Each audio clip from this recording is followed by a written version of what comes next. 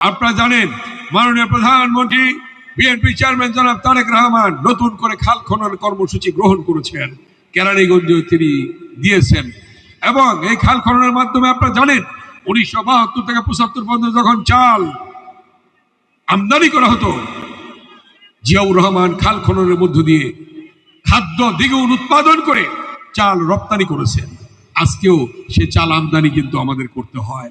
আমরা দেখতে চাই এবং আমাদের মাননীয় প্রধানমন্ত্রীর যে প্রতিশ্রুতি জনাব তারেক রহমানের, তিনি আবার সেই শহীদ রাষ্ট্রপতি জিয়াউর রহমানের পথ অনুসরণ করে নতুন করে খাল খননের মধ্য দিয়ে ইরিগেশন প্রজেক্ট করে সেখানে তিনি আবার খাদ্য উৎপাদন দ্বিগুণ করে ইনশাআল্লাহ বাংলাদেশ থেকে আবার চাল রপ্তানি হবে ইনশাআল্লাহ, আল্লাহ যদি করে।